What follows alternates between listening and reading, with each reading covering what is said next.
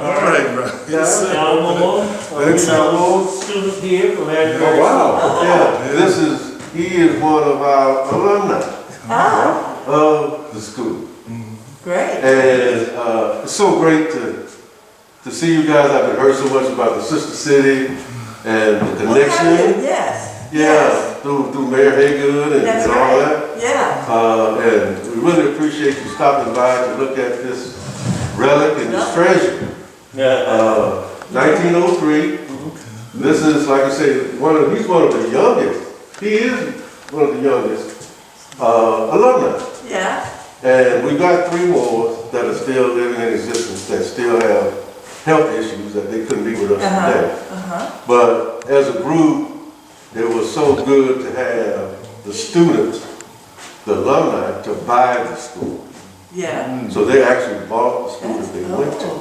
Yeah. So this is the results of their love for Harris Barrett School. So you can see we've done quite a bit of improvements, painting, new roofs, heating systems, the whole 9 yards, but we still want to maintain the aesthetics to make it look like 1903.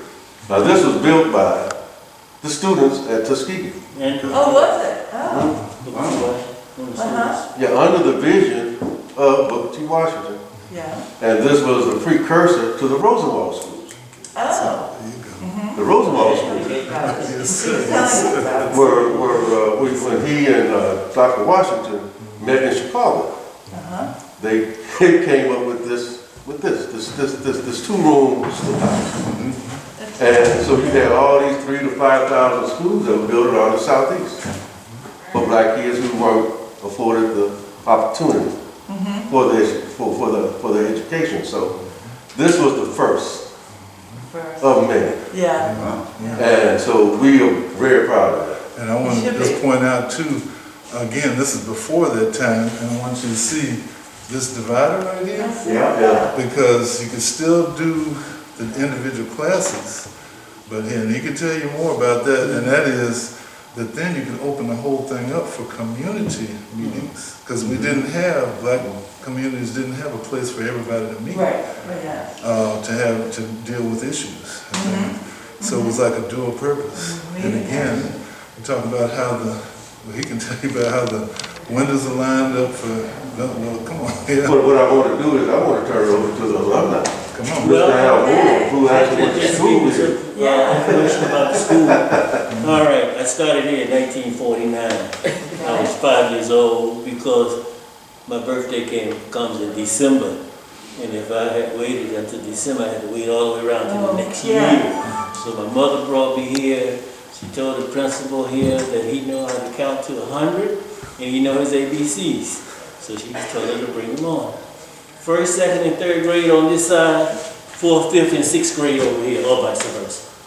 Okay, and I did 6 years here, then I left and went to another school to do 2 years, 7th and 8th grade. Then I went to high school to do the 4 years, 9th, 10th, 11th, and 12th. Graduated in 1961.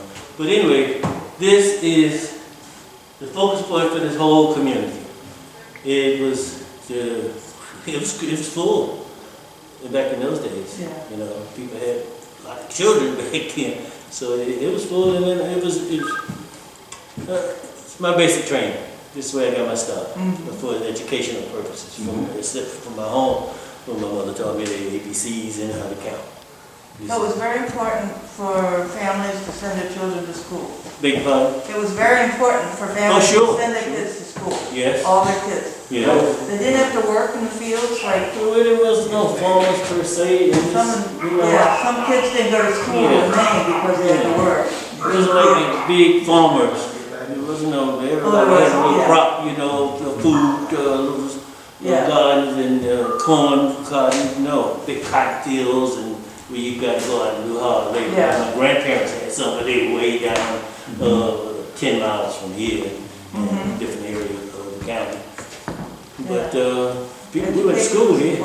We didn't have to stay home. My father worked at the VA hospital, and we went to school. We went to school. Yes, ma'am. We came to school. Did you go to school all around, or did you have summers off? Did you go to school all around, or did they have summers off like they do nowadays? In other words, like June, July, August, we're still in school. No. It was just the same way it is now. Same way it is now. Mhm. September Started back then. to Yeah. June. Maybe, yeah.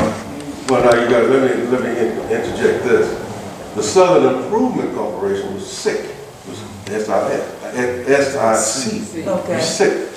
They actually co-funded with the farmers to subsidize the operation of the schools. Oh. There were some students who did not come to school because they had to work in the fields. Okay. And there were those who were fortunate, like Mr. Moorhead, parents could afford to send him here. Yeah. But what happened was the farmers actually sold their goods to subsidize Oh. this school. Oh. So the founders made sure that they had complete student and family cooperation within the community, Great. so that this could make it work. So yeah, you had students that couldn't come to school because they had other obligations, Yeah. like eating, living a life. So it was very important that they still had that subsidy coming from those groups. And it was encouraged by Dr. Booker T. Washington and the students at Tuskegee, Yeah. because they're the ones that actually made all the bricks you see here, the walkways, Come on. the building itself. Come on. They're the ones that actually built this, and that was also subsidized. So That's right. all these things that happened, it was a community effort. Nice. Yeah. It wasn't just, you just get these government funds. No, it was a community effort that made this happen. Yeah. Nice. And let me just emphasize too, again, without the electricity, look at the windows, okay? All the schools that they did were oriented a certain way, for the light to continue to be in here. And again, even these, the long way, so that you can open up the windows and have that flow-through ventilation. Again, before air conditioning. I don't know if you could speak a little bit about, because I remember we had our history program here with the children, and they talked about the connection with Tuskegee Institute, actually having people come out to the school. And I think what was it, substitute teachers and Yes, people to make presentations? they came out for their practice teachers. Come on. They had built a house down the road here, about 6, 7, 8 blocks down the road. So they would have to go back to the campus every night. They Yeah. would stay here, stay out there, and then come straight to school here in the mornings. Yeah, this they did their practice. Practice their teaching. Okay, you had a question. Right. Are you saying that the parents, say Alfonso's parents, they all chipped in, everybody chipped in financially? Yes. So you could say this is almost like a private school too? Yes. Yes. Yeah. Oh yeah. Yes. No, they weren't excluded because Right. everybody in the neighborhood was committed to this, because this was a community resource. Right. Yes. This was a community resource, because they put their emphasis on the educational system for upward mobility. Yeah. Because this was not only something that they used at this particular time, and that time, but it was an investment Come on. for the future, an educational investment for the future. And they couldn't go to the white schools. No, oh, no, that was us. So, yeah, this was the only avenue Yeah. to education for those kids at the time. Wow. Those that could afford it. When I say afford it, to be away from the farm. Yeah. Yeah. Those that could afford to be away from the farm came to school. Those that couldn't, didn't. Because after all, you still have to eat. Yes. Survive. You have to survive. Yeah. So yeah, this was, and when you look back on that, you see that was a moral investment. It was not only was it an educational investment, but it was a moral investment. Sure. That you got the future in your hands with these kids coming here that would not have that future if they did not have that avenue to come through. So when you look around here, there's some fingers on these bricks where you can see where the students actually make the bricks. Oh, do the numbers? Come on. just fingers. Yeah. That's where the students actually make the bricks, so the fingers that they make the bricks is like that. Every piece of the structure that you see, look at the ceiling, you know, they don't make ceilings like that. Come on now, come on. So we had to do some things to hold on to this look, you know, to maintain that look. You know, don't modernize, keep the aesthetics as it was in 1903, as they made it as much as possible. So all these things are good. Yeah. I'm going to ask a question now. It's called Harris Barrett. Why is it called Harris Barrett? It's called Harris Barrett because Harris Barrett was a stenographer. And I don't want to take this lightly. Harris Barrett was a very envisioned person. He was young, he lived from 1865 to 1915. So he had a short 50-year life. But in that 50 years, Harris Barrett did quite a bit. He was president of the first bank in Hampton, Virginia. He and Booker T. Washington forged this relationship where when Booker T. Washington came up with the idea for a name of the school, he named it after him because he was so successful in the things that he was doing. Plus, he could make money. Yeah. He could send money through their banks in Virginia.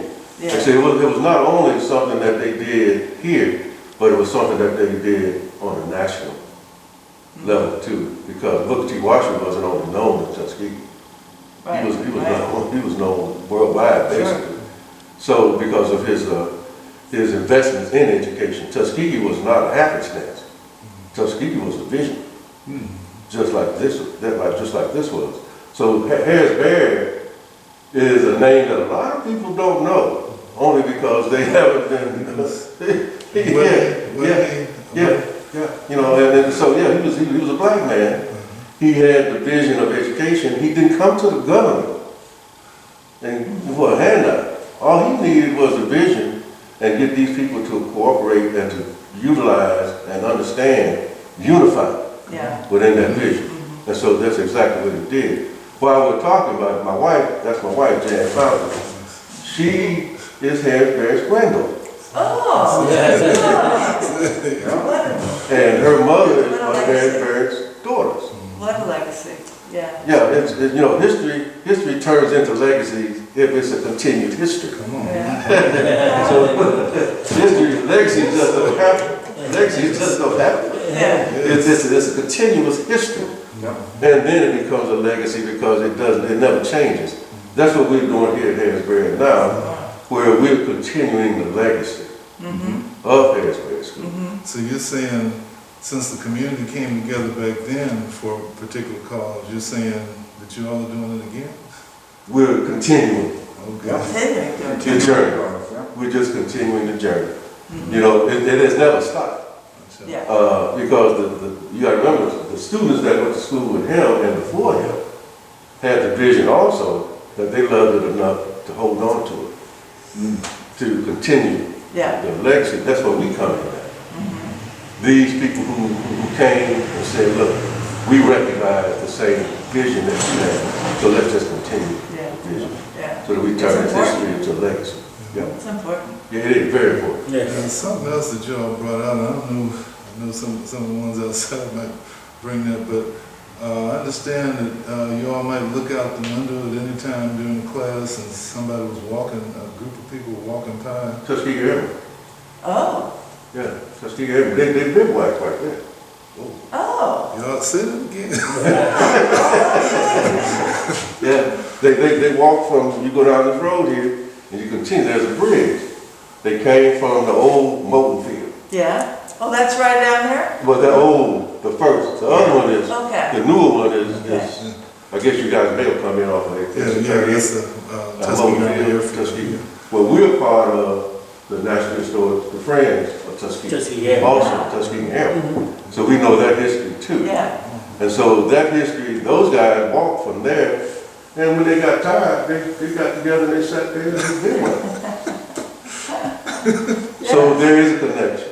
Yes. There is a connection. So you can see the historical moments that this school shared with not only themselves, but then with someone, a group who became world known. Yes. in the Tuskegee Airmen. And so I say that Tuskegee is very rich in its own history, that I think sometimes people don't recognize it, quite possibly because it's the color of the skin. Quite possibly. Some don't. But then I think that when you look at the total picture, you'll see where Tuskegee is rich in black history. I mean, I can't think of any other place that has as much black history as Tuskegee does. And that, you know, that, when I and several other people were sitting up in South Berwick, Maine, wanting to do a sister city project, we looked around to see what town we could do that with. And we saw that your town was about the same size as our town, and your town was almost all black and we were almost all white. And that was the only thing we saw originally. Yeah. We said, okay, let's do Tuskegee. But the more and more that we are connecting, we're learning so much more history here. We think we have a lot of history in New England. But, you know, we're learning all of your history, and it's such a treasure to us. It is. You know, that's why I say Harris Barrett School is a natural treasure of Tuskegee. But Tuskegee has done something that mirrors a lot of the cities, and when I get into this, I'm not going to stay that long, but when you get into it, you see a city that was thriving at one time, and then the black experience came in. Then the whole economic experience left Tuskegee because whites did not want to be ruled by black men. Right. So they went otherwise. But what it does is, it takes the economic pressure and its goodness away from a city like Tuskegee, which suppresses the history. And this history has been suppressed because of lack of tax base. There are so many contributing factors to this that you just want to put it all there. That's why I say I'm just going to touch that and then I'm going to let you marinate with that. Because that's something that I think should be thrown in to say that the reason you don't know the history of Tuskegee, that may be a factor because it's been suppressed. Absolutely. Absolutely. You know, and this is when I walk through Tuskegee and I see the homes, all these rich homes that are just standing there, just being torn. I think about that because that's something that you don't put into the melting pot. All you see is where you got black people here and it's impoverished. There's a reason. And there's no one reason, but there's a collectivity of all those reasons that make it so. And I think that's one of them.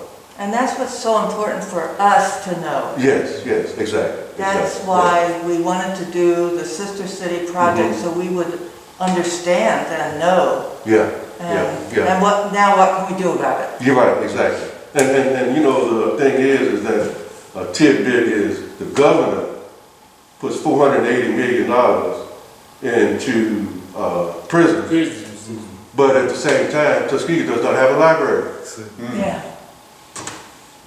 So, you know, those are things that are contributing to a lot of the negative that comes out, but then it takes away from the vision of our collectivity as far as our history. It takes it away. Because this place is full of, it's full of history. Make no doubt about it. And not only us, but then when you look at Montgomery, when you look at Birmingham, when you look at Atlanta, all those connecting cities, Albany, Columbus, Georgia, all those cities around are cities that benefited from a lot of the things that Tuskegee did because the Tuskegee Airmen were world known. Even back in the day, but it was suppressed. These guys didn't fight the Nazis and all these people and weren't unknown. You cannot unlearn that. That's right. You cannot unlearn it. You can suppress it, but you can't unlearn it.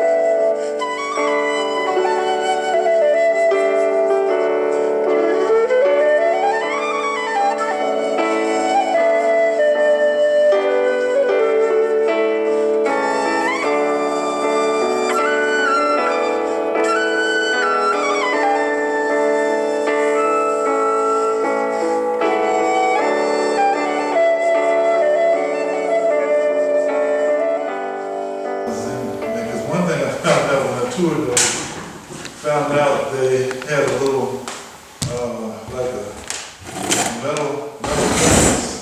metal canteen in the corner with a spigot on it. And I thought we didn't have that here. And then they said, well, yeah. I said, because we use wells. They said, we have wells too, except they freeze in the winter. I'm like, okay. So that was the difference. But Mike, The big difference that I realized, because we needed more heat, is that the furnace of the heating system was wood. I don't know if yours is wood or coal. It was wood, right, Paul? Yeah, ours was wood, and it was further back in the room, and then the pipe went up and went along the whole room. Yeah. And then out, so that you got, because they needed the added heat to heat it, because it was so much colder. Yeah, because you guys in Maine, you have short summers and long winters. Right, Yeah. right. Here we have short winters and Yeah. long summers. Yeah. Yeah. So it's a bit different. Yeah. But we came into this morning with a renewed hope that we would be able to meet you guys and then be able to get to Maine ourselves Oh, yeah. and to speak and listen to you guys there so we can see the difference. That's exactly what we'd love to do. Yeah, see, that would be nice to do because I, during the military, I had gone to a lot of different cities and it always enriches you Yeah. to see how different people live in the same country Yeah. and to see the differences. And so with that, I'd like to welcome Berwick, Maine, South Berwick, Maine, to Tuskegee so that we can begin a dialogue and a physical dialogue so that we can get a chance, opportunity to set up some time and we can see each other at your place Yeah. so we can understand that. teacher, I think I know another familiar thing between Maine and Tuskegee, and that is fish. Fish? We live on the Salmon Falls River. The Santa Claus, Salmon Falls. well, what is that? It's the name of the river that goes between our town and the state of New Hampshire. We're right on the border. And it's this big river that goes out to the ocean, but it's called the Salmon Falls River because there were so many salmon in there when the Indians were there. You could walk across it. Yeah. They're not Yeah. there. Yeah, I thought you said the Santa Claus. No, that's salmon. And you're pretty close there, but you're not We're quite. close to the North Pole. Yeah. Yeah. And then when they that's right. established it, they had a lot of natural dams. Yeah, And the first water-powered right. sawmill and Sawmills. different mills. All the and mills, stuff. yeah, the first ones were on the Used water. water power. yeah. Well, let me ask you this, since you've been coming back and forth to Tuskegee, how do you like it? What has it, what have you seen here? This is my first time This here. is the first Yeah, time? it's my second Yeah. time here. Well, I love the people. Okay, And that's what I love about my town, is that my friends in my town. And when I come down here, we're so welcomed, and we learn so much, and they're so friendly that it's the people. And it's Yeah. not necessarily the buildings in the town. It's lovely to know the history, but it really is the people. well, you know, I find that so heartwarming simply because if I came to a different city, I wouldn't want to meet the politicians Right. I want to meet the people. Yeah. Although the mayor's kind of nice here. But I wouldn't be searching the Mayor Hagan, I wouldn't be searching the Mayor Hagan out because I would look at the people and I think you would get a very good picture of who the mayor is Yeah. through his people. That's right. You know, because those are the people that he represents, those are the ones that chose him. So I think you would get a good representation of other people. Yeah. But getting out and mixing with the people, I think is the most important thing because those are the people who do everything that makes that city run, from the educational part to the restaurants, to your police forces, to everything that makes that city work. That's what it is. That's right. So, Mr. Guy, when do you think that we'd be able to make a trip from here up to? Before you get to that question, could we have somebody who's been to Maine to articulate their thoughts about Maine to follow up on that question? Okay. Keep your voice up, though. Okay, yeah, visiting Maine, we were able to go there a couple of years ago. And actually, I've been there twice. The first time, we were right in the middle of basically a walk through history, where the children had taken over the town. They'd actually gone in each one of the different shops downtown and turned it back into history. I went into a place where they had the photography shop, and they were all set up just like they were back in with the old time pinpoint. Was that? About the 1800s. 1800s. Yeah. Okay, yeah. 1800. Yeah, and then they had the recreation room where they had the skating going on, and that's where Tiny Tim had been there one time. They had outdoor activities also, and then going around, it was just amazing. And again, just like what Julia was sharing, it's the love and the camaraderie, the friendship that we built with all the different ones I met. I didn't realize I could meet so many friends at one time. The original group that came down, we saw them, but then we saw so many more. And then they invited me back to actually go to the schools. I went to 5 schools in 5 days, and that was amazing. Every day was just filled with wonder and excitement, being able to see the excitement of the children and how they took to the stories of the Tuskegee Airmen, took to the stories of the Muskogee Creek nation that was here, and how they would ask questions and really get involved with it, all the way from small ones. I think the youngest ones I was with were 3rd grade all the way up into the seniors in high school, talking about the civil rights movement and having them act that out. And they just really took to it, and the questions. And then meeting the parents. We actually went to the high school one night and got a chance to interact with the parents, and they just wanted more contact here. Some of the organizations they had up there. Just a full outflowing. To be basically an example of how humanity in America can be humanity with America. And I love it. It's just like what Brother Moore was sharing about was taking place here in the school, how the students looked out for each other. That's what we're looking at here. And it's just amazing. But I don't think you could have had a better representative from a historical standpoint than you had Guy. He's the one who has all the pictures. He has all the stories. And just to segue into, it seems as though those in South Berwick, Maine, have some of the same main interests that we have here in Tuskegee. Because right now, we have so many activities that are going on at the schools in Macon County now. Yeah. We've got, we just got through working with the athletic programs. Our mission here, being as though this school was an educational function. So we decided that our mission was going to be to help the schools out as much as we possibly could. We've got Halloween Fall Festival coming up. Which is a county-wide school event, which is, they can't actually go, they can't get out of their cars this year because of that. So it's just a drive-through event. So a lot of organizations in the community are contributing toward it, the food and whatever little gifts and things that the kids get, and displays will be set up. And then we have Mr. Moore and this other members of the school working on is Judge Biggers with the Literacy Council for the children. And they're going to have school buses. They have 3 school buses that they're going to have go into the different communities in Tuskegee, Shorter, and Notasulga. And it's going to be a bookmobile. Oh, yeah. Or do you want to add to it? No, Oh, you go. and so that's our next project that we're working on. Great project. Yeah. I cannot wait to see the lavender, the yellow.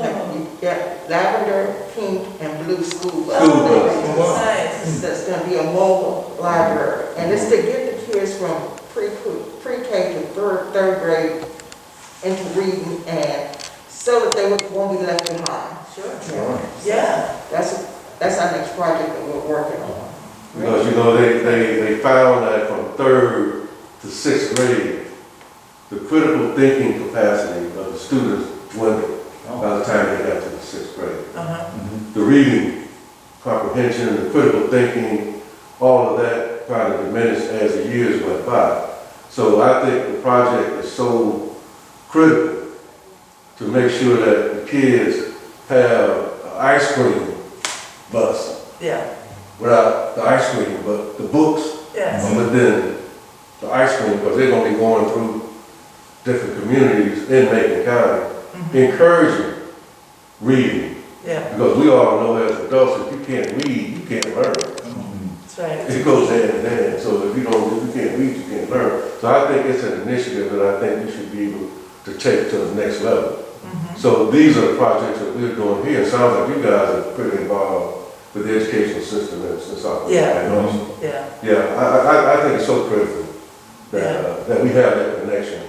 That's right. Each organization should have that connection, not only with the school system as they are in, but I think we should be working to instill that from a personal level, not necessarily from an educational level. Make that a part of the personality.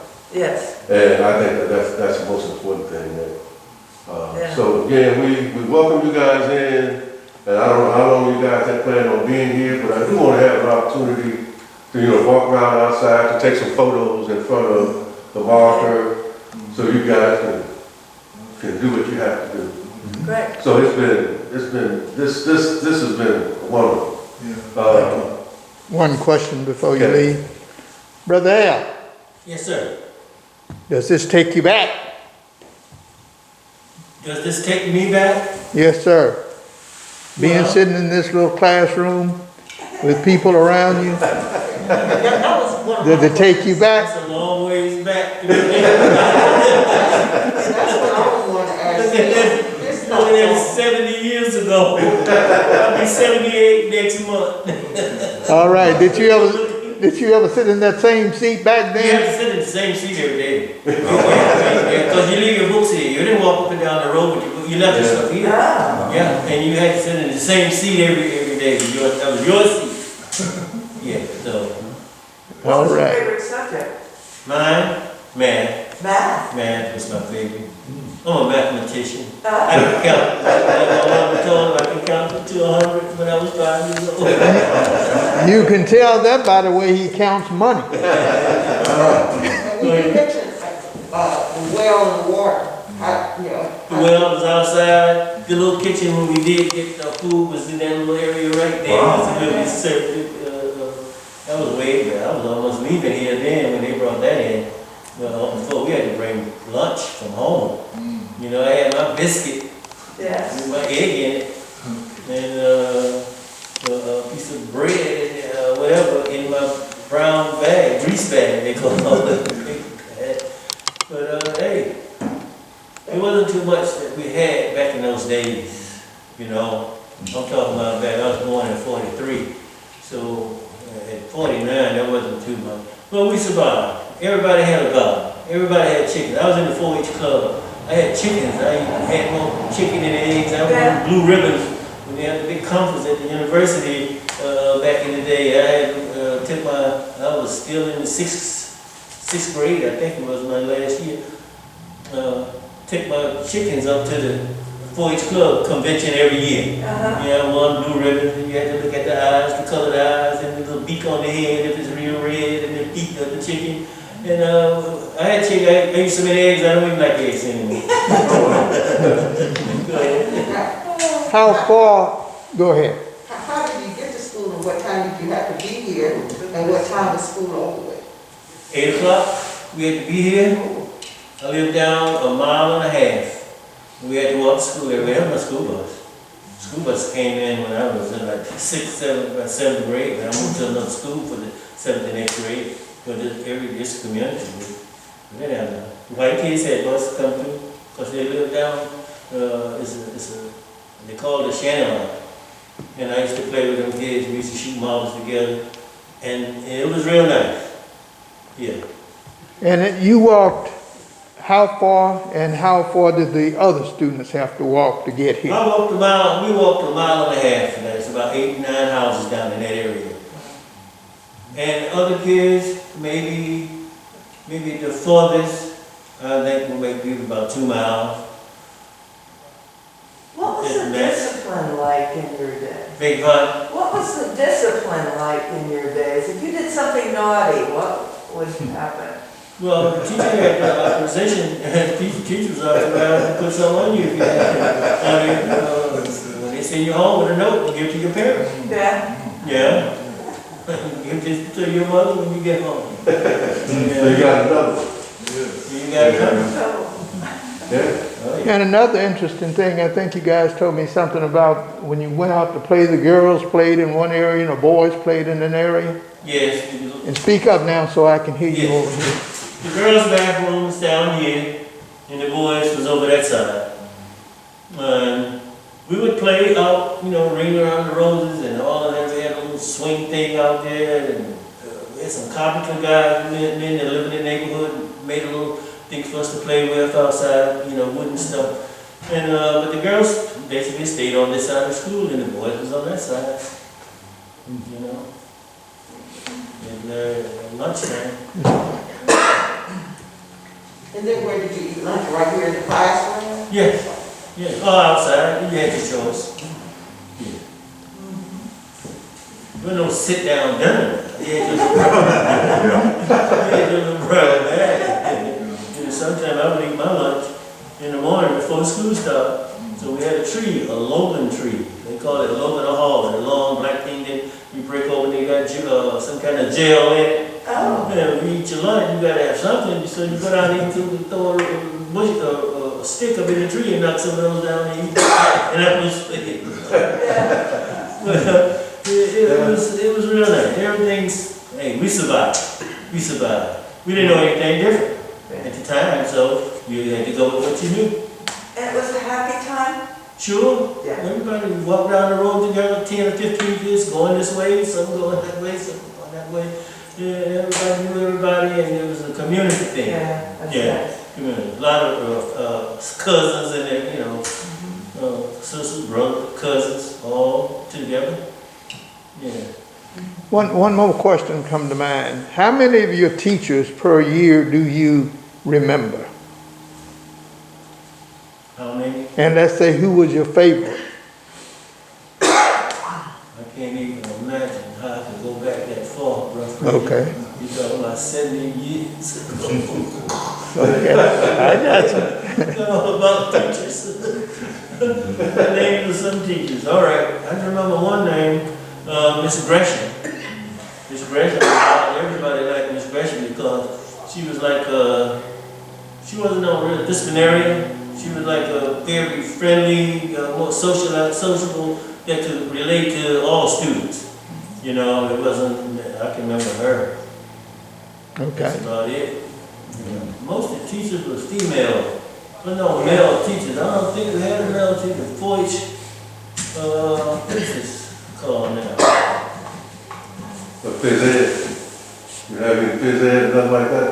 Yeah, we had one male teacher, but all the teachers were females. I think back in the 90s. I remember the little place they built down for them down here. In Parkland, little school for the teachers, so they would have to go back to the university with only 2 blocks down the road here. They're all females down there. That's about 4 of them doing their practice work when they was getting ready to graduate or whatever, to become full teachers. Yeah.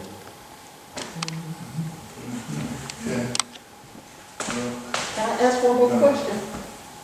How many students were in each class? I don't think I've heard that. Students, how many? Like first grade, kindergarten, how many students like? Well, like I said, this is the first, second, and third over here, fourth, fifth, and sixth over there. But this school was a field. It was filled with students. Say 25, 30, all total? Well, total, I would say about 22, maybe. Okay. About 22, 18 to 22 children. Okay. It's only went, like, say, to the 6th grade. About 18. I often wonder how the teachers discipline the kids. and you had 3 different grades That's right. in one section, That's it. you know. He said- So you have to have some kind of order, some kind of control over your, Well, the cooler doors closed when class started. Those dividing doors, yeah, don't close. Pull those slide doors closed, and then you got your group here first, second, and third over here, and then same thing. so you have to have Section a group of first graders here, Yeah. group of second graders here, group of third graders Section here. off. Okay, So they did different work. yeah, Yeah, first grade, exactly. you know, you advance from this section up to that section. Now, that sounds like a First job. grade work to second grade work. That sounds like a job to me. Yeah. You teach it. That was the genius of those I think teachers. so.